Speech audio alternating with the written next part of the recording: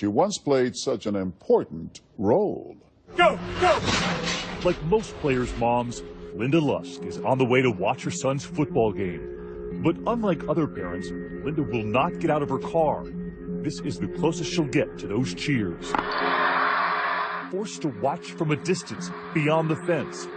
We're at my son Riley's home football game, and I asked for permission to attend, and I got a one-word response from the superintendent that just denied. In fact, if she steps 1 foot on the school property, Linda could be arrested. Did you ever think your life would take this turn? No, it's been unbelievable. It's been a nightmare. Really, it's just ruined my life, really. Linda Lusk is the one-time former mayor of this small, picturesque community of 5,400 in Washington State's wine country. She is a well-known face for reasons no one saw coming. Do you see them looking at you at the grocery store and the gas station? Oh, absolutely. Go out to eat and you see people, you know, doing the whisper and... What do you think they're whispering? Oh, that's that lady. That town, I felt like it was suffocating me, choking the life out of me. It was just toxic. Linda Lusk's troubles began 3 years ago. Hollywood does not make up scripts like this. We have to look at the stories in schools. Kevin Uretsky is a longtime local newsman here, but rarely do headlines like this come from Prosser, Washington. And this one was a stunner. It was one of those stories you can't believe is actually happening, but is. And you really have to tell the story, but you have empathy for all sides. At the center of the story, high school sweethearts, Kevin and Linda Lusk, who are finally together. We were friends for the longest time. It was just really, really nice. They drifted apart. They both went on to marry other people, divorced, and then reconnected, finally marrying each other after 15 years apart. It's official. It was like no time had passed. Everything just sort of picked right back up again where it was. There was that spark there. It's the Brady Bunch in real life. Kevin had 2 boys, and I had 2 boys, and then we've had 2 more children together. So. Can you guys sit down and try not to be too wild, okay? His, mine, and ours. Their daughter together, Carly, was the only girl along with those 5 boys. One of those boys, a special needs child, Taylor. Hi, Tay-Man. You could just never be mad at him. He's just the best. Linda's life devoted to her son Taylor, born with a rare disorder called trisomy 13. I did not know prenatally that there were any problems with Taylor. When he was born, there were some physical defects, and I guess I was just thinking, well, oh God, that can be fixed, that can be fixed. Until a doctor came in and said, well, we suspect a genetic problem. Doctors expecting the worst. He wouldn't probably live a week. But under Linda's unwavering care, Taylor would defy the odds. Attaboy, Tay-Man. Making it to 16, he was loved by the teenagers in town, the teens who spent so much time at Linda's house. Among them, Bubba Frank. If he wanted to play, we'd play with him with his toys and stuff. He was so energetic at all times, and just, they loved him to death and stuff, so it was great. At the time, Bubba is 14, a star football player. Not only a fan of Taylor, he's also fallen for Linda's daughter, too. Carly is his first love. We had a really good relationship and stuff. I liked him, and we were really boyfriend, girlfriend. But I mean, it was just like, oh, you know, just like a little kid crush. Yeah, a little puppy love. It's not unusual for our kids to invite their friends over and for a lot of people to be there. We're barbecuing and having people over all the time. That's what we do. Yeah. The Lusk home is a popular hangout for teenagers. It's only a block from the high school. A family other parents felt good about. A safe place where parents, you know, didn't mind their children going to. You know, they were people in the community that were trustworthy. Linda Lusk's husband, Kevin, is the longtime high school principal in town. She's a local businesswoman, owning and operating her own handbag boutique called Get a Grip. And in 2003, she made a surprise run for mayor and won by just 20 votes. Linda broke a lot of ground. She was the first female mayor. She pushed the envelope in doing things to spread the town's name. Linda was also a very strong personality as the mayor, and I don't think a lot of people were used to that. That did not go over very well with some of the council members. One of them said, no damn woman should have that much power. And there was an editor at the local paper then that didn't like me very much. After one turbulent term, she was voted out. But 3 years later, Linda Lusk would be thrust back into the spotlight in a way no one would ever have imagined. The loving mother, devoted wife, the one-time mayor, now accused of this. Linda Lusk is accused of sending sexually explicit text messages and having sexual contact with a 14-year-old boy. A lot of people were thinking, wait, the former mayor? The principal's wife? Really? Come on, really? Really? The former mayor is under a... When we come back, what was she thinking? And so I put my hands on his shoulders. I said, what's going on? And then I gave him a hug. When we return.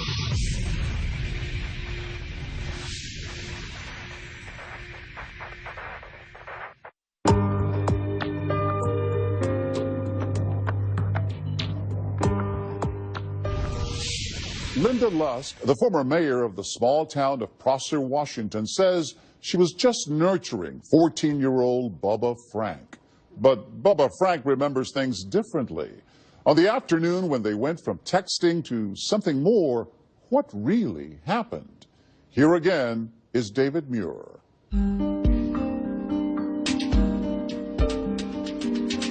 Prosser, Washington has a lot in common with so many other small towns across America. The social life is dictated by the high school. The joke for years has been, especially when the football team for the high school is playing in a big game, is let's one out of town, turn off the lights, you know, things like that. You talk to 80-year-old women on the street, they know the name of the high school football coach and all the players. One of the best-known Prosser players, Bubba Frank. Even when we ask, are you any good? Yeah. But Bubba is now known around town for something beyond the gridiron. He was a key player in something else, a smoldering small-town scandal. It all begins when he was about to lose that first-time love, that popular girlfriend, Carly Lusk. Her mother, that former mayor. My whole world revolved around him. I didn't like that. So, I said, I don't want this anymore. And he still stuck around. But even though their early taste of love is over, Bubba and Carly remain friends, and he would often still come over to the Lusk home. They'd have pool parties all the time, and me and my friends were invited and went over there. It was an escape from what was happening at Bubba's own house. His parents separated, the family coming apart. It was a tough time. It was definitely a tough time. You don't want to put your children through a divorce and things of that sort, but and I'm sure that me and my husband were preoccupied with our own dealings, but we tried to make it as normal and as possible as it could be for our kids. Bubba's mother, Heidi, told us she knew he was not handling the breakup well. He was a little angry at me at first because I was one that chose to walk away and finally end it. While at the Lusk home, they say they knew Bubba needed a refuge. He complained a lot about the parents were going through a divorce. He just appeared to need some nurturing. I think she just tried to comfort me for the most part. Linda Lusk would take Bubba and his friends out to eat, take them to practice. Sometimes she'd come and watch. And then there was the texting with Bubba. How you doing? There was a lot of just chit-chat. But then they each say the other escalates the texting, becoming flirtatious, even suggestive. She just kind of gets more into the text, like they're starting to get dirtier and dirtier. And when we ask Bubba, is he playing along too?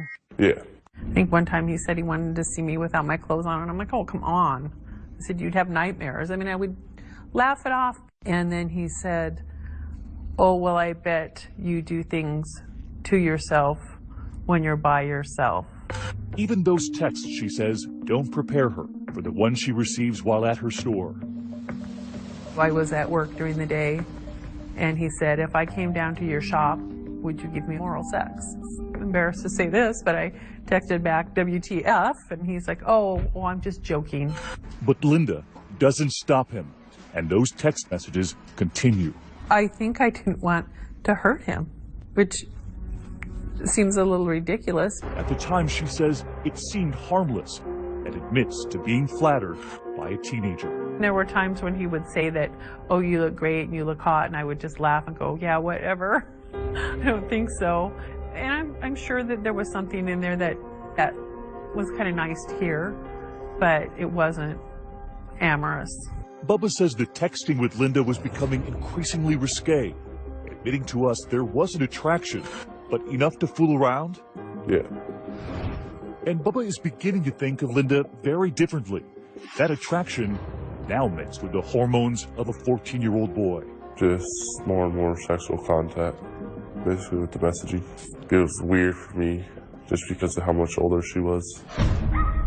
On an April afternoon, he would visit Linda Lusk at home at lunchtime, hoping his former girlfriend's mother, the former mayor, and the principal's wife just might become his first conquest. Admitting to us he told his friends before he went. And what did they say? Good luck with it. He remembers arriving at the house. I go over, and then she opens up the door. We eventually make our way back to Carly's bedroom. What was about to happen at the Lusk home would change lives forever. Well, I let him in through the front door, and he came in, and we sat down here on the sofa. There was some construction going on in the other room, and he kept kind of leaning forward and looking, and he just seemed very, very nervous. I had the sense that he wanted to talk to me in private. And so I just took him in this direction. My bedroom's to the right, and I wasn't going to take him in my room. So we just sort of naturally went into my daughter's room. She just told me to take off my backpack, and then she walks with me into Carly's bedroom. He sat down on the bed, and I just said, "Are you okay?" And then he was kind of, almost like shaking, nervous. She said if I was sure if I wanted to go along with it, and I said yeah. And as Linda described what she says happened next, you could see the discomfort on her husband's face. I put my hands on his shoulders. I said, "What's going on?" And then I gave him a hug, thinking he just needed a hug, and then he took his pants down. Honestly, I was shocked. I just froze. And then I took his hands, and it was basically, I just briefly I don't even know, I didn't look down that I even touched him, but I probably did. And I said, I'll be right back. And I left the room, and I went out in the living room, and I felt like I was going to throw up. And I think I just took a deep breath and came back in, and I just said, you need to get back to school. That underage teen maintained something entirely different happened once that bedroom door closed. We just have the oral sex, and that's basically all. And he says she made a promise about the next time. She just said next time I'd have the chance to please her. Back at school, Bubba admits to bragging to his friends, and runaway rumors soon spreading through the school, quickly reaching his ex-girlfriend, Carly, Linda Lusk's daughter. It was just horrible. Just the worst thing I can imagine. And she would also hear some startling admissions of her own mother. She wasn't, denying everything. I mean, she told me, I'm so sorry. When we come back, whose story from that bedroom would that community believe? The football player or the former mayor? And what do you say to the people who say that you were an adult, you were a mother, and that you should have known? When we return.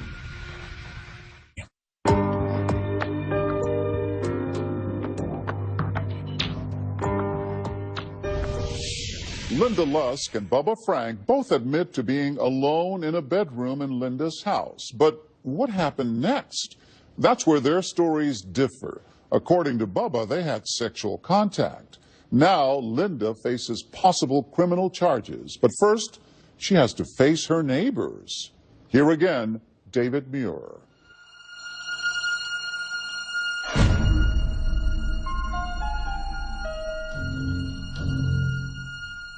Whatever happened in the Lusk house that April afternoon, it unleashed lurid rumors ricocheting through Prosser, Washington. Linda Lusk denies she gave oral sex to her daughter's 14-year-old ex-boyfriend. But she says there were some agonizing confessions she needed to make to her own daughter. She's like, okay, you know, what you're hearing isn't entirely true, but I did have some inappropriate texting and contact with this kid. I was really angry, but not necessarily with my mom, more at Big Boy. It's devastating and it was embarrassing, and I was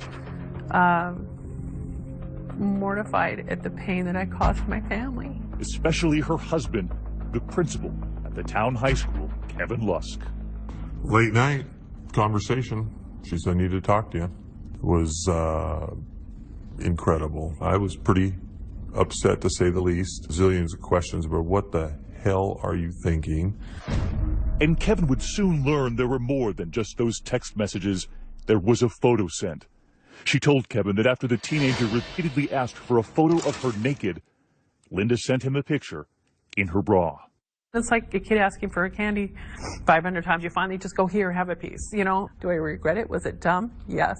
I can't believe I did it. Kevin Lusk demands of his wife two things. You better make contact with the police and you better contact his parents, because those are the right things to do.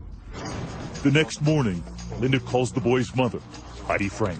She just said, you know, I'd really like to get together and talk to you. I've grown very fond of your son, and we've been texting each other back and forth for the last few months, and lately it's got inappropriate on my part. And she said, and if I could go back in time, I would.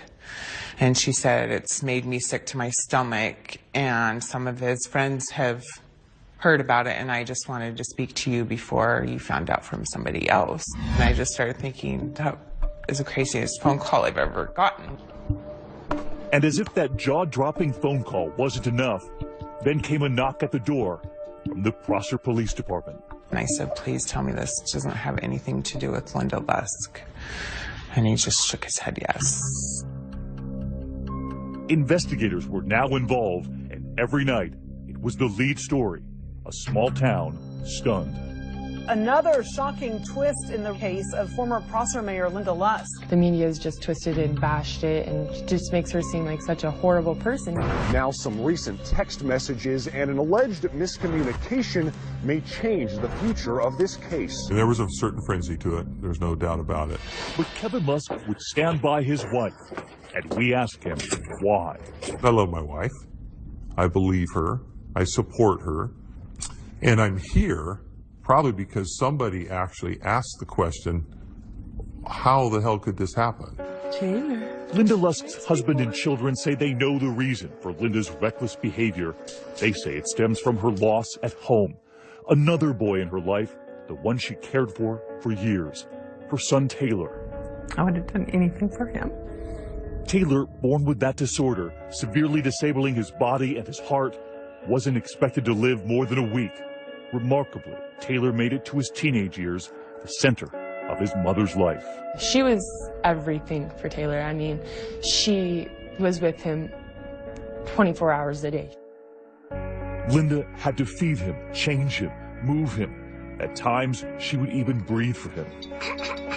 It became something I had to do very frequently, was rescue breathing. But fate would eventually win on a spring afternoon when Linda left Taylor at home with her other children, as she often did, to work for a time at her shop. But when she got back, Taylor's breathing had stopped one more time, and this time would be the last. I just found him in his bed, not breathing. I blame myself a little bit that I wasn't there, and could I have stopped it? For me, it was hard to lose my brother, but I definitely knew it was, a million times harder for her. Linda's family says she changed, falling into a deep depression and guilt over Taylor's death. And while she tried to divert her pain by caring for others, in those weeks and months after Taylor's death, she did nothing for herself. She did not seek professional help. You have to do something. I'm talking about the grief part. You need to get it handled. You need to go talk to somebody. We didn't. My son died. Of course I was sad, but I didn't realize how bad it was. My whole way of life was gone. I would get up in the morning and go into his room just automatically and just go, oh, it's not there. No, so it took a long time to break the routine of just things that I did every day. And it was just, my whole world was turned upside down. That's who I was. I was his mom. I took care of him. That's what I did, and it was gone. And I had my other kids too, but you know, they're pretty self-sufficient. And so it was a huge adjustment. Linda and her husband Kevin are convinced that into that empty space came that teenager, Bubba Frank. I felt like I needed to just be what this kid needed, help him in whatever way I could. And at the time, I don't think it was a conscious decision, but yeah, absolutely. I think it felt a need or a void. If she hadn't, suffered the loss from Taylor, I'm positive this wouldn't have happened. She wouldn't have, she wouldn't have made those choices. And it's frustrating that people don't know her mindset and where she was, at the time, and that they just know, what happened, but they don't know, they know physically what happened, but they don't know how she was emotionally. And if that is Linda's explanation, some believe Bubba Frank has his own reasons too. Some pointing to peer pressure, other teens who knew of the text messages and pushed him to push the boundaries even further. Bubba told us he didn't have to push, insisting it was Linda who pursued him. The texting just keeps going, and she eventually asked me if I want to take it out of town, or go to a motel, or we can go to her house or the basement of her shop. At school, some wondered if all of that peer pressure led Bubba to embellish what really happened in that bedroom. I didn't like that he was any way, involved with my mom. She's not completely innocent, but she was taken advantage of when she was very vulnerable and upset and sad. But in the eyes of prosecutor Andy Miller, who soon caught wind of Bubba's bragging, it did not matter. Linda Lusk, he said, was no victim. We charged her with the crime of child molestation in third degree. There was never any doubt in our mind that Ms. Lusk would be convicted. And for her daughter Carly, the only thing worse than the public scandal consuming her family was the thought of her mother going to jail for a very long time. I love her to death, and I don't want my mom to go away. So it was scary to think that that was even a possibility. The question in that small town, who was telling the truth? When we come back, Linda Lusk takes a polygraph test. What would it reveal?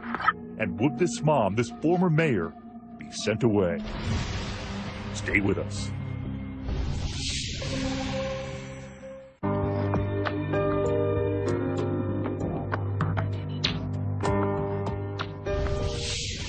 Linda Lusk is under fire, charged with child molestation.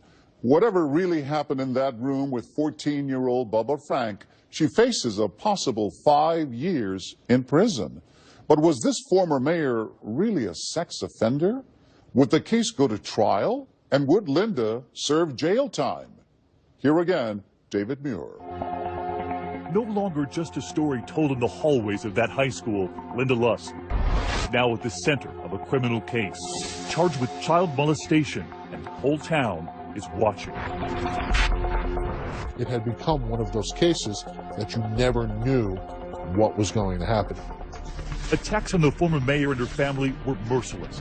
The phone calls, the hate mail, even the videos going viral on the internet. Hey, Mrs. Lusk, how you doing? No longer just Mrs. Lusk.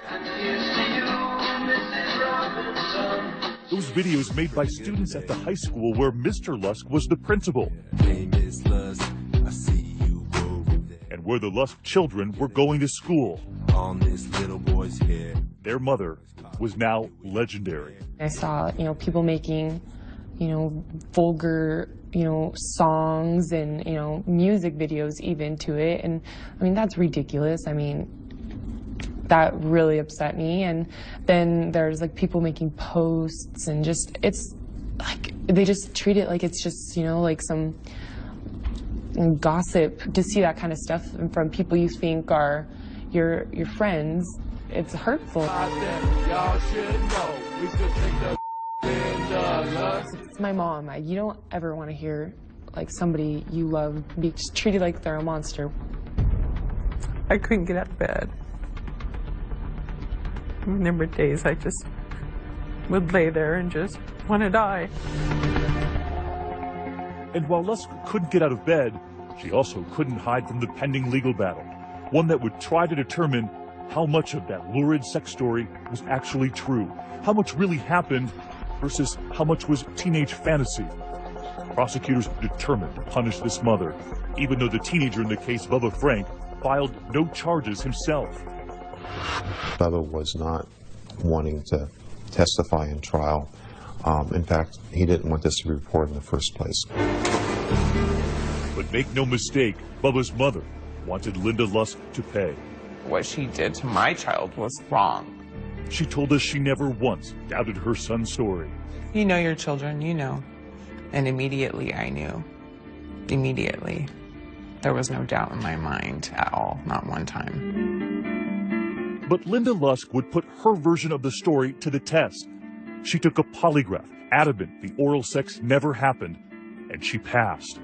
Defense attorney Larry Stevenson says that's where the case should have ended. The polygraph that she took, the disclosure that she's had, her history, everything about her indicates that she is not a sex offender. And damn it, the hell anyway, there should have been some way to avoid it.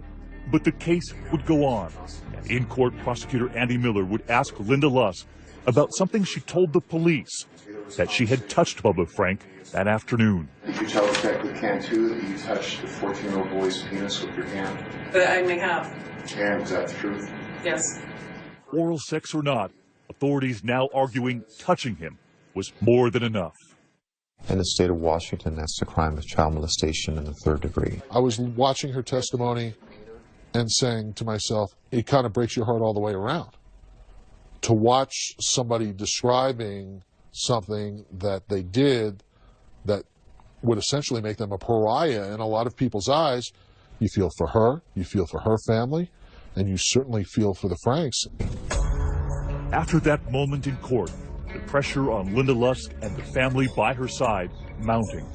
Facing the possibility of years in prison, Linda agrees to a plea deal, acknowledging the prosecution has evidence that could convict her without having to say she's guilty. But in doing so, she knows she'll face jail time. It was really difficult. And I waffled back and forth. I mean, I know I'm not a child molester. I know there were some things I did that were wrong, but there was never an intention to be involved with this young kid. And I don't believe I belonged in jail, but I agreed to it. Linda was sentenced to 90 nights in the county jail. And you were strip searched every night. I mean, that's so humiliating. The former mayor suddenly sleeping here instead. This is where we sleep. On a top bunk surrounded by 3 cellmates. I've always been an advocate for children, so it's heartbreaking for me because I know who I am. I know I'm not a threat to anybody. And can you understand those who might say, though, given what happened, how can you call yourself an advocate for children? I think, any one of us could judge anybody. But were you an advocate for that teenager? This was a kid I took under my wing and really wanted to nurture and help. And, it was one moment in time that happened. I mean, I've owned it. I've taken responsibility. And I wish we all had a rewind button. But I would never get myself in that position ever again. And as painful and unfair as Linda found her jail time, others in the small town felt she got off easy. I just felt like it was not punishment enough. And in a telling moment, the teenager himself told us he didn't think Linda Lusk deserved any jail time, insisting that he had not been taken advantage of. I basically knew what I was doing, so I could have avoided the situation. But yet again, Miss Lusk was the older adult. Oh, wow. But after all of those nights behind bars, we were there. That morning before the sun came up, as Linda Lusk got out of jail, her pillows in hand, her time behind bars over. Do you remember the moment that you felt free again? You know, I don't feel like I'm ever going to be free of this. That early morning, heading straight to the grocery store and home in time to make breakfast to surprise the husband, the high school principal, who'd been waiting. Making your breakfast. Hey, how are you?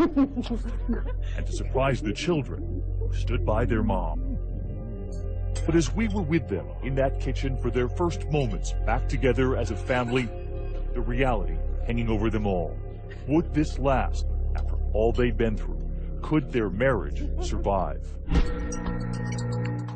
When we come back, Linda Lusk is suddenly defending herself again. Only this time, it isn't her husband holding her hand, it's someone else. You were watching 2020. And how old was he? Another much younger man about to enter Linda Lusk's life. Stay with us.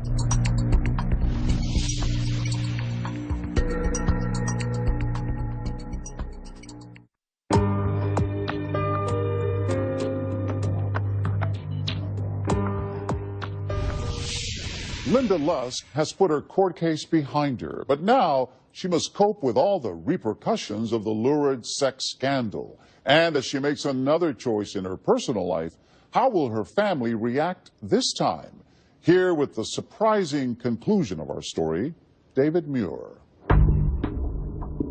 After 2 months sleeping on that upper bunk in the county jail, Linda's happy homecoming soon crashed into reality. Days later, the former mayor had to register as a sex offender, a requirement of her plea deal. Anytime there's a change of address, you have to report that. Also, as part of that plea deal, Linda could no longer be in her own home when there were children around who were not her own. So when your kids had friends over, I would leave. Because you had to? Mm-hmm. Yes. This meant sometimes sleeping in the basement of your store? Yes. And when you were doing that, did you think, how did I get myself into this position? One bad decision has led to this just collapse of my life changed drastically. Unable to attend her own children's events without a court-approved supervisor with her, this was Linda's new normal, watching Carly's swim meets from her car. Go get him, Carly! It's not fair. It's a lot of restricting and like unnecessary things. And when she traveled with her husband to an out-of-town swim meet, what they didn't realize was that Linda was crossing county lines, a violation of her parole. Even though she was there with her loyal husband, there to see their daughter, someone ordered her to police. They came into my work and put me in handcuffs and took me to jail because I went to my daughter's swim meet. What was that like? Horrible. It was absolutely horrible. What do you say to the parents out there who say she should go near kids after what happened? I think everybody's got their skeletons, and most people just are lucky enough to not have theirs be public. But Linda's skeletons were now exacting a price on her husband, the high school principal. Because he drove her to that swim meet, he was being punished too. And they told him he had to leave the job.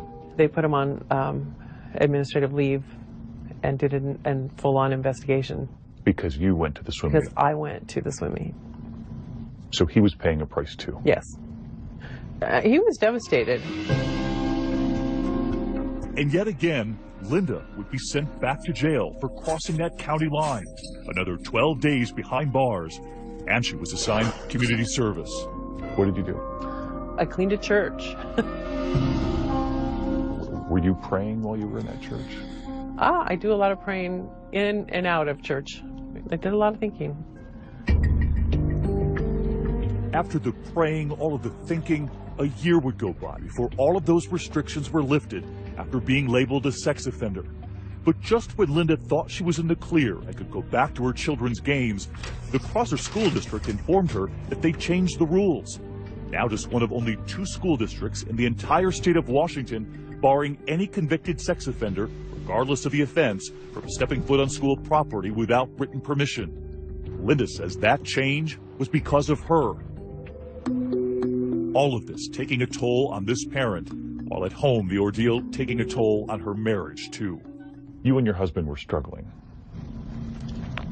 Yeah, it's been a long couple years. What do you think was the turning point for the end?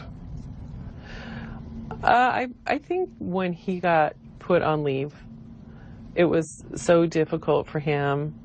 And I could see that, you know, people in this community are never going to leave you alone. Linda had decided the time had come to move out. A lot of people were stunned by how supportive he was of you during the whole thing. Mm-hmm. Yeah. I think he believed in me. When the marriage fell apart, what did he say? I think he told me that decision would be the saddest day of his life. So he still loved you? I believe he did. But the marriage was over. Linda Lusk has a new man by her side, a much younger one. You were watching 2020. Adam Canary was watching our first report on the Linda Lusk case. She was a town mayor. He says he felt sorry for the entire family, reaching out at first to her husband with an email asking if he could talk to Linda. She remembers their first call. I think the first time we talked for like an hour, so there was a lot. He just had a lot of really good questions about what I'd been through and, you know, shared some of his experiences, and I just felt like there was a lot of empathy and understanding. And how old was he? 28 at the time. And how old were you? Oh, 50? Well, 51, I guess, yeah. Was there any part of you that thought, oh no, this is another young man, much younger than me? You know, his age didn't make a difference to me. Already friends, Linda says after her marriage dissolved, it soon turned into something more. What would you say to those people who watched your husband be so supportive of you? You were with him 17 years, and within a few months, you were already with someone new. You know, people can judge it and say what they want, but as long as we're happy, really, shouldn't that be what matters in the end? What was it about what you saw that made you think, I want to reach out to this woman? It was that look in her eye. I mean, my heart broke for everything she had to go through. I felt that our feelings, our emotions, our passions just linked up. We just had an immediate connection where I felt like, you know what, I think this person's going to be my friend. He was very supportive, had a lot of empathy for what I'd been through, especially with my son. Empathy, because Adam too had lost a child, a connection they say so powerful that Adam left his wife and 3-year-old daughter behind in New Jersey, moving to Washington State to be with Linda. You too. Do you struggle with that as a dad, having left your little girl to move to live with Linda? I don't struggle with a decision. I struggle with the distance. One way or another, I wasn't going to be there 24/7 after we were separated prior to this. And to people who might say you chose Linda over being near your little girl? I'm always there for my daughter, and she probably won't understand until she's much older anyway. To me, he was my best friend, and he's Adam. He wasn't an age. And I think there's such a double standard in this society. If I was dating somebody 20 years older, nobody would care. And men date younger women all the time, and nobody cares. But a lot of people looking at this would say it's not just that. It's that you had that incident with a teenage boy who was much younger. He manipulated his way into my home. I wish I would have handled it different. But I did not seek out some young boy. You don't think she was at all responsible? No. He was a teenager. To this day, I think people make their decisions. I think there are moments where you want to go back, but the level of remorse and apology she had to endure didn't justify what actually happened. But a lot of people say she was the adult, he was the teenager, she was the mother. But I know her heart. I know what her intentions were. I know what her intentions are now. And all I can do is support her. Linda Lusk has found love again, but finding peace in a small town that shunned her has been much harder. She moved 30 minutes away to Richland, Washington. It's really tough for me to return to this community. I just instantly feel this sort of cloudy, like, weight on my shoulders. People just love to talk. Small towns. Small town. You know, I've got my haters. What do you say, though, to the members of the community who say, you brought this on yourself? I would say that we've all made mistakes and I've paid for them. And I'm not a threat. But there are many in this town who still believe she is. And that teenager Bubba, who never pressed charges against Linda Lusk, he says he's not bothered by her new title as sex offender. What she did was wrong. Everyone deserves to know that she is a sex offender. Hi, baby. You look cute. Perhaps surprisingly, Carly, Linda's daughter, is friends with Bubba again. I got 5 once he does. I have 6. She says she just wants her family to heal. And part of that healing also means accepting her mother's new boyfriend, Adam, into the family. Cheers. Compliments to Chef. My kids have a great relationship with Adam. They love him. He's a lot of fun. They have a good relationship with him. As I sit here with the two of you, you both seem very happy, and you're both looking forward to your own future. What about the teenage boy? I feel very bad for what happened, but I don't think he's ever accepted responsibility for what he did. But do you hope he'll have a future like the two of you are going to have? I hope that he has a good future, but I really don't dwell on it. It doesn't sound terribly convincing. You know, I just need to move on to a better place and be happy. She wants to move on, but with one final hurdle.